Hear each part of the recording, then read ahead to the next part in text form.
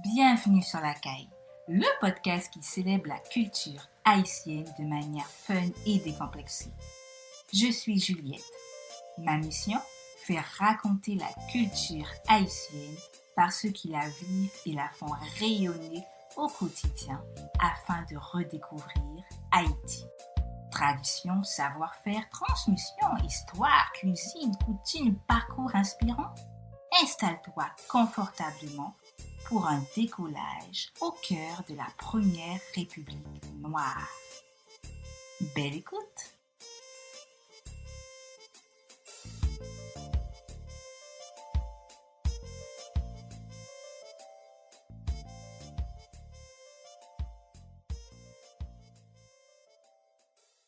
Hello Candy, j'espère que tu vas bien.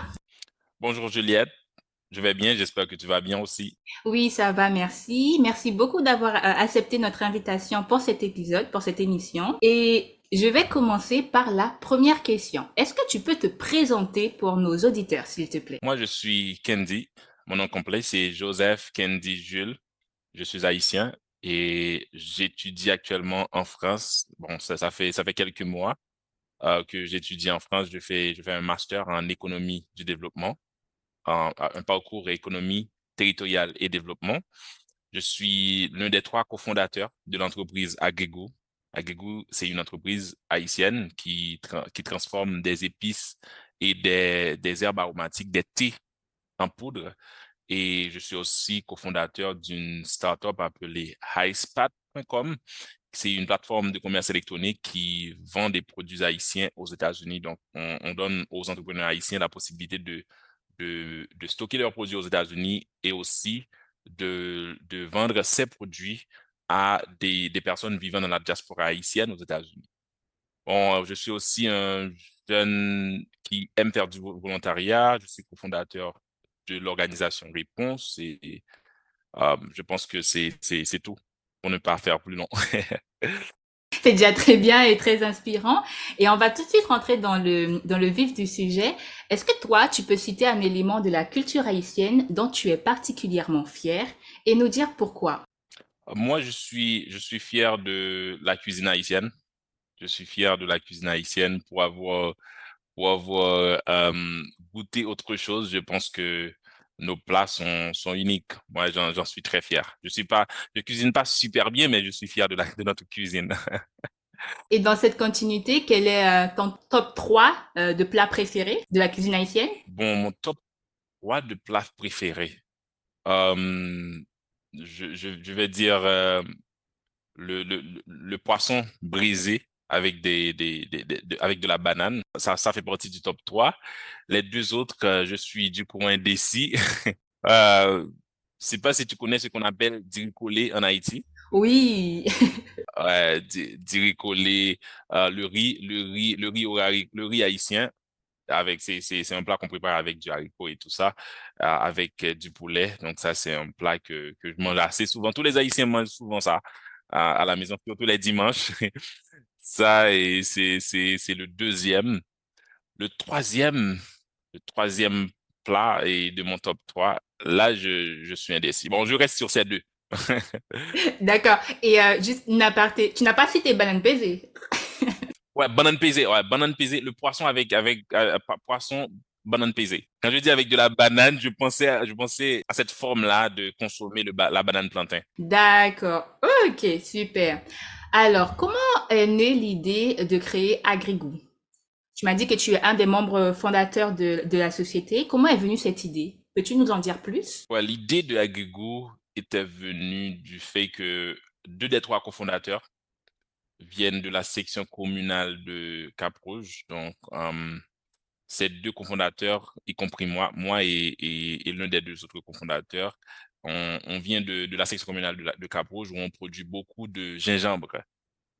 Au départ, c'était que le gingembre. On produit beaucoup de gingembre et avec l'insécurité et tout, il devient de plus en plus difficile pour ces agriculteurs d'écouler leurs produits, d'écouler le gingembre qu'ils produisent. Donc, on a vu l'opportunité ou encore la nécessité de transformer ce produit-là à proximité de ces agriculteurs.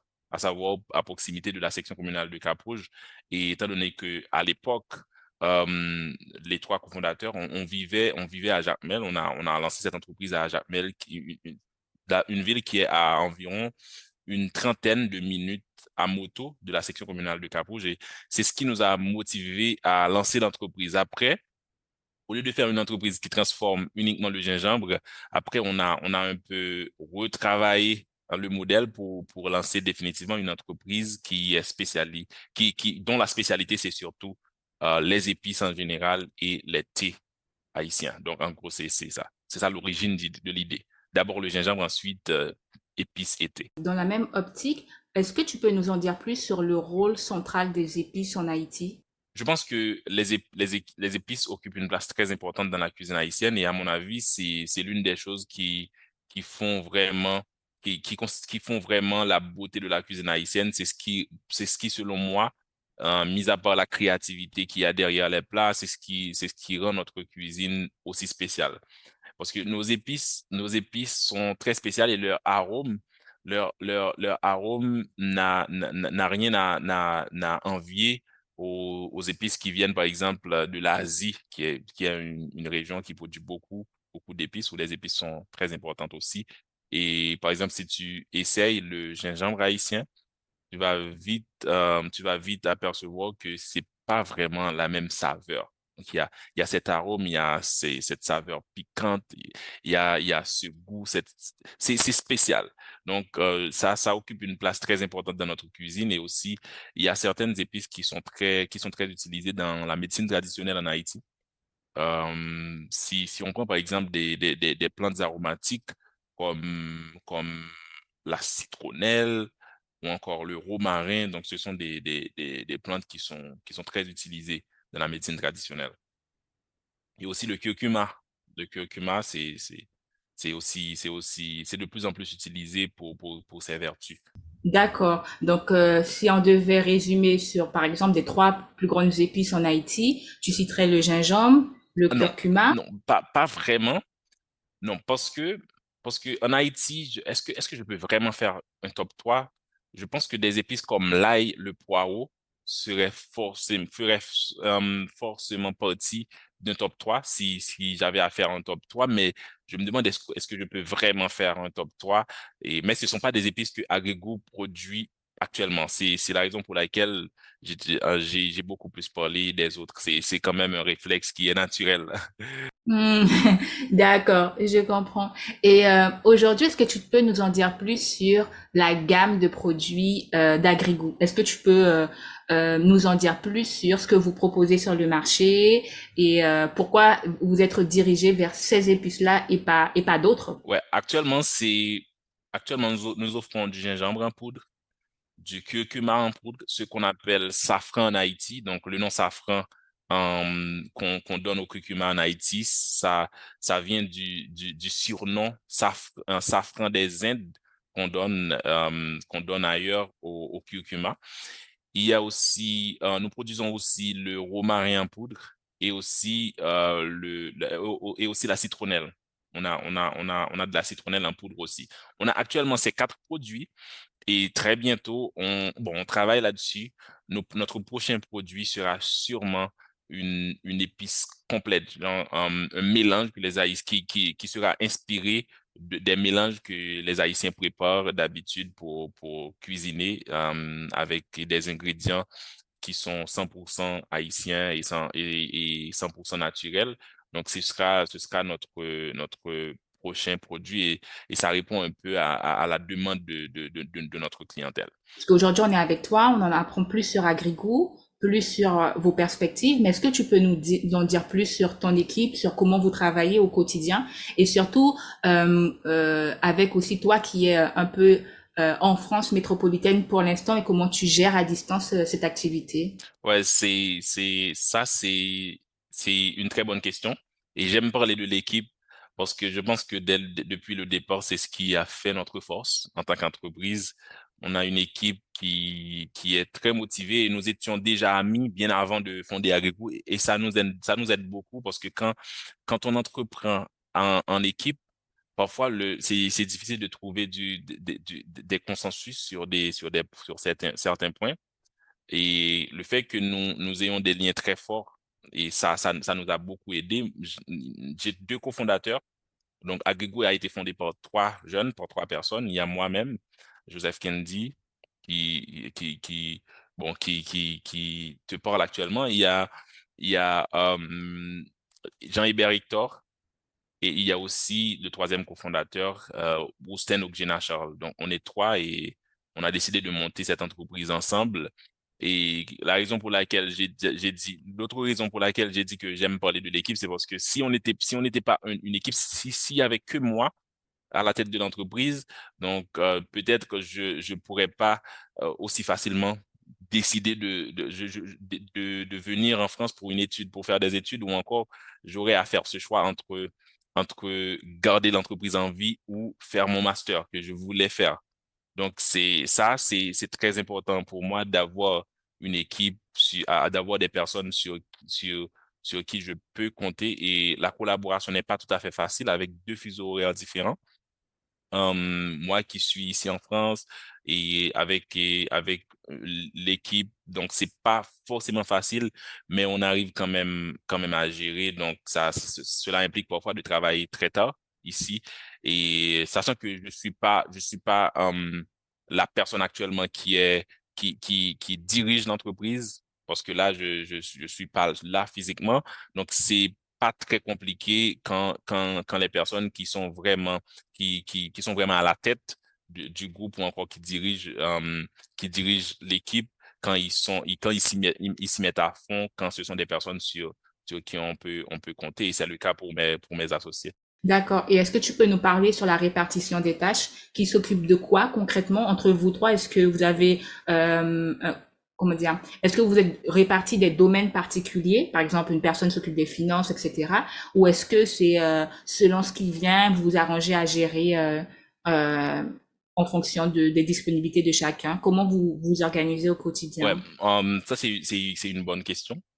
Euh, nous organisons, comment dire, selon les tâches, parce que là, on a une répartition. À la base, on a une répartition. Moi, je m'occupe surtout de tout ce qui a rapport au marketing et aux ventes. Et il y a Ousten, dont je viens de parler. Lui, il s'occupe de tout ce qui a rapport à la production en soi. Et lui, tout comme moi, il a fait ses études de licence en agriculture, en agronomie, avec une spécialisation surtout en économie et développement rural. On s'y connaît un peu en entrepreneuriat agricole, mais lui, il a cette capacité de gérer tout ce qui est palpable, genre les opérations. Il a ce sens du détail, etc. Au départ, c'était naturel, le fait de lui donner ce rôle de directeur des opérations en quelque sorte.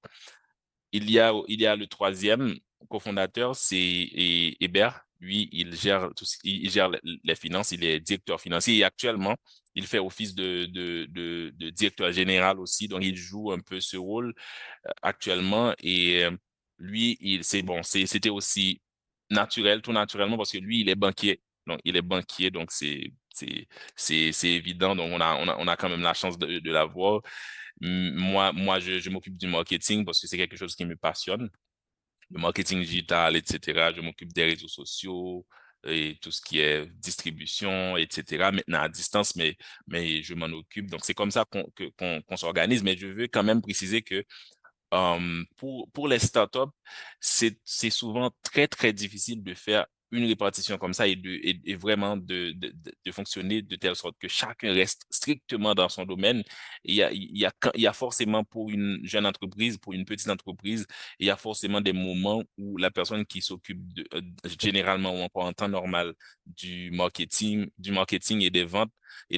Donc, il y aura des moments où cette personne-là aura quand même des tâches à faire qui concernent la finance pour les besoins du mouvement, etc., ou encore pour gérer des urgences, tout ça. Donc, il y a aussi cette interconnexion entre nos rôles. Il y a cette entraide entre nous, les trois personnes qui dirigent cette entreprise. Et je suppose que vous avez aussi des valeurs phares qui vous unissent. Quelles sont-elles? Nous, en termes de valeurs fortes, nous, d'abord, l'impact social, c'est quelque chose à laquelle nous pensons vraiment à chaque move, à chaque étape du développement de l'entreprise. On essaye de voir comment ce qu'on fait qui nous aide forcément parce que là, on le fait. C'est d'abord une entreprise, c'est quelque chose qu'on a créé après nos études universitaires, etc. Bon, on était deux qui venaient de boucler notre licence. Mais là, c'est d'abord pour nous aider nous-mêmes, mais on veut que ce soit quelque chose qui aide la communauté. Là, je parlais de la section communale de Cap-Rouge qui est quand même assez loin de la capitale et où les paysans vendaient la majeure partie de leur gingembre. Donc, il y avait des gens qui venaient souvent à Cap-Rouge à acheter du gingembre, par exemple. C'était notre constat de départ pour aller à Port-au-Prince, mais il y a de moins en moins de personnes qui font cette activité-là parce qu'il y a Martissan qui est bloqué. Donc, on veut avoir un impact en offrant en offrant à ces agriculteurs de nouvelles portes en matière de distribution, de marché, tout ça. Si je prends l'exemple du curcuma, nous achetons parfois du curcuma dans des endroits où les gens ne vendaient pas le curcuma avant. On enlevait ce curcuma des champs quand on devait semer d'autres, d'autres produits agricoles. Là, on enlevait ces d'autres cultures. Là, on enlevait ce curcuma du sol qui était considéré comme étant indésirable. On le jetait parce qu'il n'y avait pas vraiment un marché et ce sont des zones et qui ne sont pas, où les routes ne sont pas très bonnes. Donc, et il y a une zone appelée Font-Melon. Bon, mais c'est de plus en plus difficile de nous approvisionner forcément dans cette zone-là, mais on avait l'habitude d'acheter dans cette zone-là. Et c'est une zone vers laquelle même les motocyclettes ne peuvent pas voyager facilement. Donc, on est guidé par l'impact social. C'est l'une de nos principales valeurs. C'est le fait de vraiment d'avoir un impact sur les gens. Et on veut aussi être une entreprise qui est capable de représenter dignement Haïti.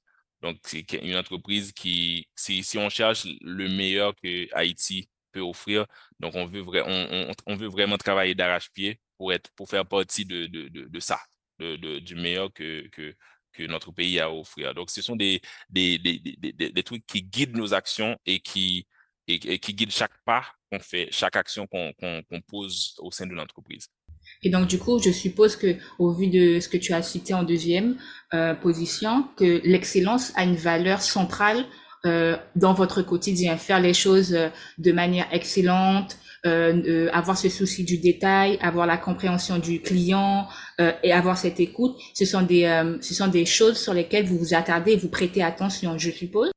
Ouais, bien sûr, l'excellence. L'excellence est une chose qu'on se disait souvent quand on était en train de se lancer. On se disait que c'est anormal que quand un produit a une très bonne présentation, quand un produit a un très bon emballage, c'est anormal que les gens disent que ça ne ressemble pas. Félicitations, ça ne ressemble pas à un produit haïtien, bravo. Donc ça, c'est anormal. Donc on veut que, on veut que ça devienne normal, que des produits haïtiens sont bien présentés, que des produits haïtiens aient vraiment un bon emballage. Donc cette excellence-là dans tous les détails, même dans la présentation de nos produits, la façon de gérer nos comptes sur les réseaux sociaux, la façon de gérer notre brand, la façon de produire notre produit en soi. Donc, cette excellence-là guide tous les choix qu'on fait dans ces différents domaines. Et, et ça, et comment dire, ce goût pour l'excellence ou encore cette motivation, cette volonté d'être excellent, c'est quand même récompensé en quelque sorte parce que là, seulement un an après notre lancement, on a lancé l'entreprise en décembre 2019 et moins d'un an après le lancement, en octobre 2020, on a été l'un des gagnants d'un prix de la Chambre de commerce haïtiano-canadienne en Haïti C'était une compétition appelée Booster RSE qui récompensait vraiment des jeunes entreprises qui faisaient beaucoup, des petites entreprises, des jeunes entreprises qui faisaient beaucoup d'efforts pour avoir un impact dans leur communauté.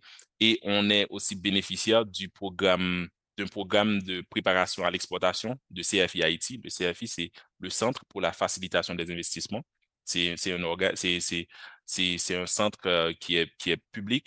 Donc, on est l'un des bénéficiaires de leur programme et à ce titre, on va participer à la grande foire SIAL à Toronto entre le 9 et le 12 mai prochain. Donc, Agrégou sera présent comme représentant, comme l'un des représentants d'Haïti à cette grande foire et sur les produits agroalimentaires, sur l'agroalimentaire. Ok, tout à l'heure tu nous parlais des paysans. Est-ce que tu peux nous en dire plus concernant la relation que tu entretiens avec les paysans au quotidien? Comment vous les sélectionnez? Sur quels critères, sur quelle base? Et comment vous faites perdurer cette relation pour le bien-être de l'activité des deux côtés?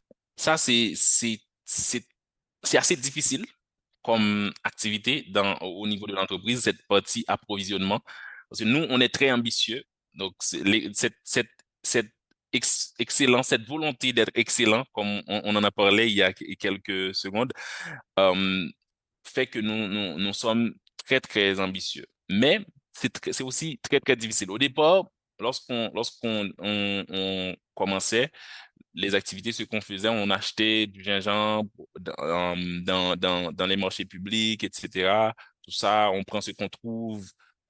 Parfois, ça nous permet d'avoir un meilleur prix. Si on achète, on fait, si on achète en petite quantité ensemble, et ensuite on met ensemble, etc. Mais au fil du temps, on s'est dit que si on veut vraiment construire une relation avec des paysans, il faut vraiment essayer d'avoir un contact direct avec ces paysans-là. Et ça a un peu changé la façon dont nous organisons notre approvisionnement en matières premières. Et pour l'instant, nous sommes en train de construire cet aspect de l'entreprise, les liens avec les paysans. C'est pas encore comme on veut que ça soit, mais nous commençons à avoir des paysans qui savent qu'ils peuvent compter sur cette entreprise-là pour l'écoulement de leurs produits, même si ça ne va pas à Port-au-Prince, même quand ça ne va pas à Port-au-Prince, même quand la route Martissan est bloquée, etc., même quand les Madansara, comme on appelle les commerçantes ambulants, les commerçantes qui jouent un très grand rôle dans les circuits de commercialisation des produits, qui achètent dans une zone et vont dans d'autres zones pour écouler les produits dans les grandes villes. Et là, les paysans savent qu'ils peuvent compter sur cette entreprise-là qui s'appelle Agrégou. C'est ce que nous voulons construire et on commence avec quelques paysans dont on a les contacts, etc., et vers qui on peut juste envoyer une motocyclette, un chauffeur, et qui fait partie du circuit, qui fait partie du système, et qui profite aussi du succès de Agrégou, encore qui va profiter du succès de Agrégou parce qu'il gagne de l'argent en transportant nos matières premières.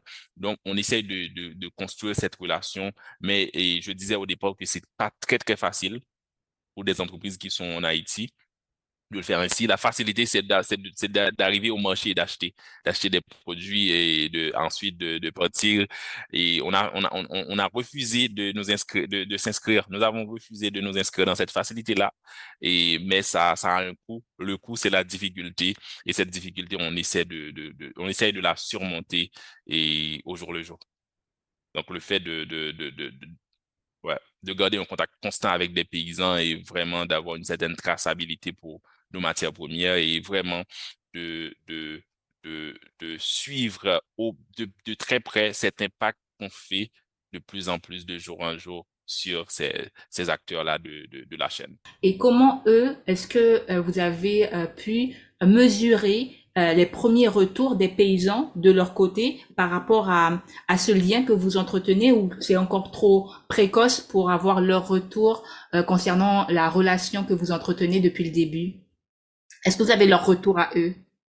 C'est encore tôt, mais ce qui est intéressant, c'est que euh, au fur et à mesure, on a des retours. On a des retours de la part de ces personnes-là. Et moi, l'un de mes meilleurs moments à l'entreprise, ça fait partie de mes meilleurs moments. Les autres moments sont forcément les moments les instants où on présentait notre entreprise dans les concours, dans des concours.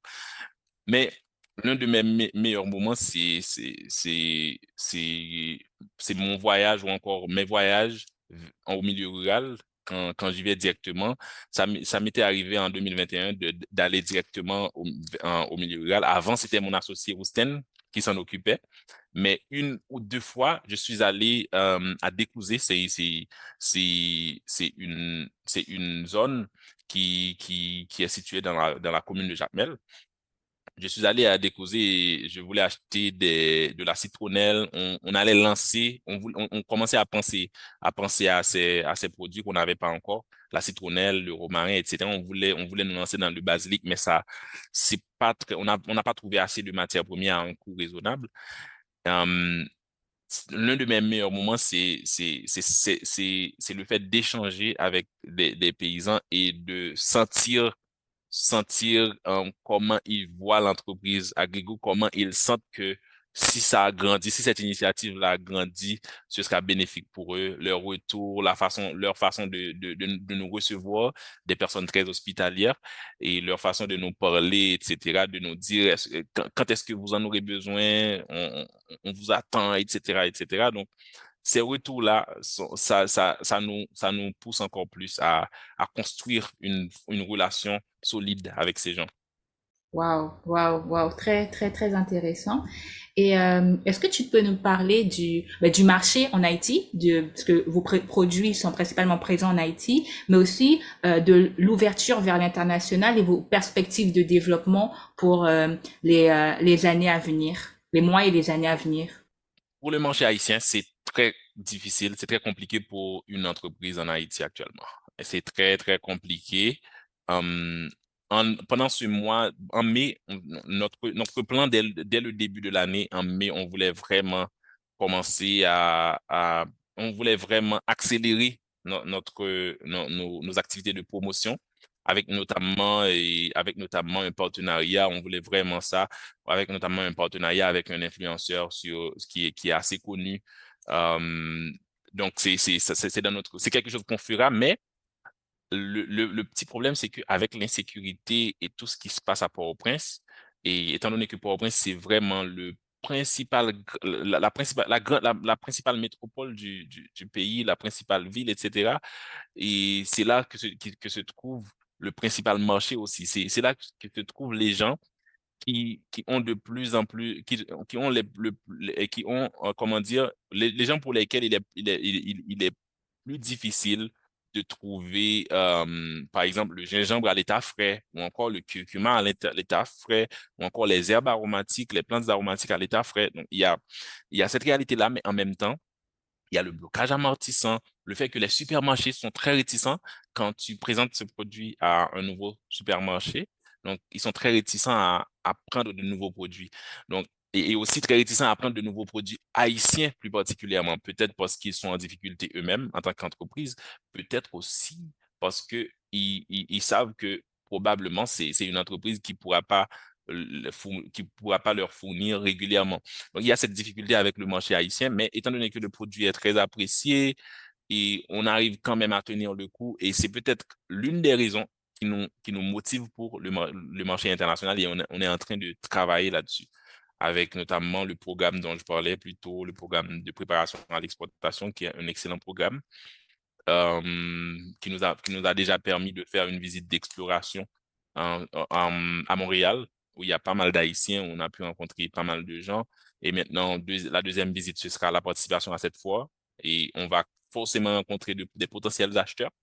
Et on va forcément laisser des échantillons, tout ça. Et la perspective d'avenir, c'est surtout d'avoir d'avoir vraiment un pied sur le marché international, si on peut le dire ainsi, et vraiment d'avoir de plus en plus de personnes qui sont prêtes à acheter, et pourquoi pas d'avoir des partenaires. C'est vraiment le but ultime. C'est non seulement de vendre en détail, de vendre des petits sachets, des petits paquets comme on les fait, etc., mais aussi d'avoir, pourquoi pas, un partenariat avec un grand distributeur dans l'international ou encore un partenariat avec quelqu'un qui transforme, qui a besoin de nos produits comme matière première pour faire quelque chose, par exemple des chocolats épicés, etc. Et c'est ce qu'on cherche. C'est ce qu'on cherche et c'est l'un de nos focus.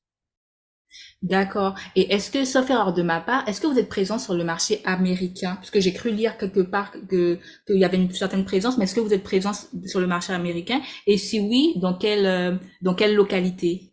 Ouais, pour l'instant, on fait un test. Pour l'instant, on fait des tests sur ce marché. On est disponible sur la plateforme highspot.com, hispot.com aux États-Unis. C'est cette plateforme qui est spécialisée dans la commercialisation, dans la commercialisation en ligne de produits haïtiens. On est présent sur cette plateforme et on sera bientôt disponible. Le produit, on règle des petits détails et on règle des petits détails administratifs, etc. Mais on sera bientôt disponible sur Etsy. Sur Etsy.com, c'est quand même un site qui est très visité, il y a qui a beaucoup de clients. Et donc, c'est surtout le commerce électronique pour l'instant. Mais on cherche aussi des boutiques haïtiennes, des épiceries fines, etc., qui seraient intéressées à distribuer notre produit. On a vendu nos produits à une entreprise haïtienne qui, bon, on a vendu quand même des échantillons. Bon, quand je dis une petite quantité, ils ont acheté juste pour tester. Mais ce qu'ils essayent de faire, ils essayent de placer ces produits dans dans des petites épiceries haïtiennes au Canada. Donc, ouais, on essaye d'avancer avec eux. Ils ont essayé avec le gingembre, ça a marché. Et ils veulent aussi tester d'autres produits, même si le gingembre peut-être, c'est pas le meilleur moment parce on marche très droit vers l'été, tout ça. Mais ils veulent essayer les autres produits, tout ça. On est sur ces tableaux-là, on est sur ces pistes-là et on essaye d'y travailler. C'est l'un de nos principaux focus actuellement. Waouh, super, super intéressant et super enrichissant le parcours et vos activités au quotidien. Et aujourd'hui, on a une pensée aussi pour tes coéquipiers, membres de l'équipe Agricou. J'ai une question qui m'est venue maintenant concernant le nom Agrigou. Comment ça a commencé? Est-ce que vous avez brainstormé? Est-ce que ça a été euh, facile à trouver? Pourquoi Agrigou? Et c'est quoi l'histoire derrière le nom de votre projet, de votre entreprise? Ouais, ça, c'est une très bonne question et ça fait remonter des souvenirs aussi, des conversations, des, de longues conversations avec le reste de l'équipe. Et au départ, on avait beaucoup de brainstorming, beaucoup de noms qui venaient. On avait ce groupe WhatsApp là où il y avait beaucoup de noms qui venaient. Au départ, le nom c'était Agrégou, mais avec un G-U, avec un accent. Et ouais, il y a beaucoup de goûts comme ça, Nutrigou, etc. Mais on a même fait un logo. On avait même fait un logo qu'on a comme souvenir maintenant. On avait même fait le logo. Et après, on s'est dit, ben, c'est un peu contradictoire d'avoir un agrégou qui s'écrit comme ça, tout comme Nutrigou ou d'autres goûts. Nutrigou, c'est comme ça, je crois. Ouais, peut-être. Et c'était un peu contradictoire parce que là, on voulait faire quelque chose quelque chose qui est 100% haïtienne. On voulait vraiment faire quelque chose qui fait la promotion de la cuisine haïtienne, des produits haïtiens, etc. Mais pourquoi ne pas avoir un nom qui est, qui peut se lire et s'écrire en créole? Donc, même si le nom n'a pas de langue forcément, mais on s'est dit, mais ce U avec un accent ne nous convient pas et on a changé. Donc, ça, c'est la petite histoire. Donc, on a fait beaucoup de brainstorming et on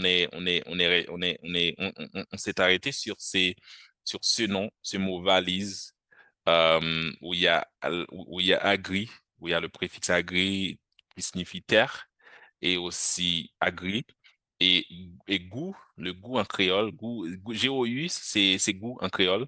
Donc, ça sonne comme le français, mais ça s'écrit sans le T. Donc, goût. Donc, ça nous donne agri-goût. Donc, et le slogan traduit parfaitement l'idée de ce mot valise parce que notre slogan, c'est l'agréable goût de la terre haïtienne. Donc, il y a la terre, il y a le goût, il y a le terroir haïtien, il y a ça. Donc, c'est de là que vient notre nom. Waouh, waouh, waouh. Ok, super intéressant et super inspirant. On va terminer avec notre question signature par rapport au podcast. Si tu étais ambassadeur de la culture haïtienne, que dirais-tu afin de la promouvoir? On a vu que le goût, pour revenir sur cet élément, la cuisine haïtienne, c'est quelque chose que tu es très fier, d'où aussi la création de ton entreprise Agrego avec tes cofondateurs. Et si tu étais un ambassadeur de cette culture haïtienne, euh, que dirais-tu afin de la promouvoir auprès des auditeurs? Que dirais-tu concrètement avec tes mots?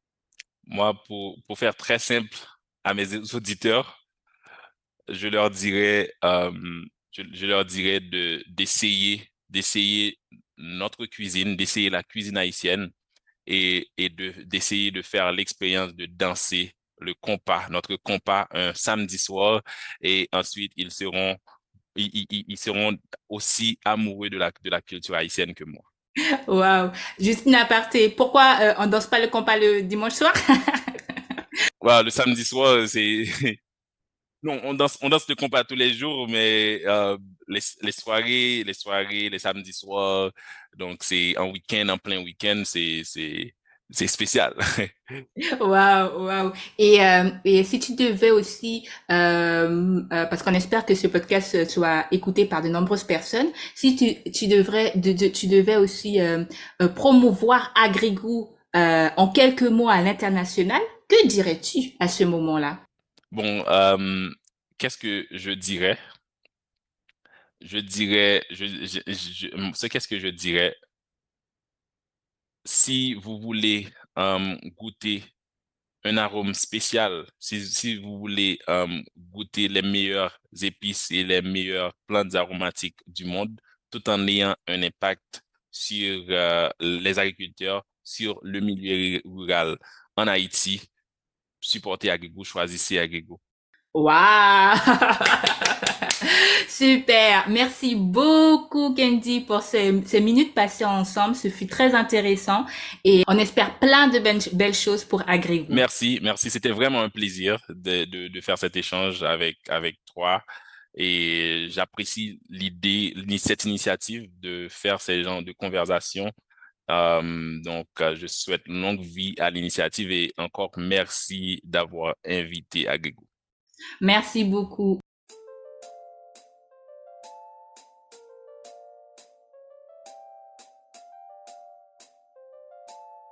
Merci d'avoir écouté cet épisode jusqu'à la fin. Si tu l'as apprécié et que tu as envie de soutenir le podcast, partage-le, abonne-toi et laisse un avis sur ta plateforme d'écoute préférée. Quant à moi, je te dis à très vite sur un nouvel épisode de La Caille pour redécouvrir Haïti. D'ici là, prends soin de toi.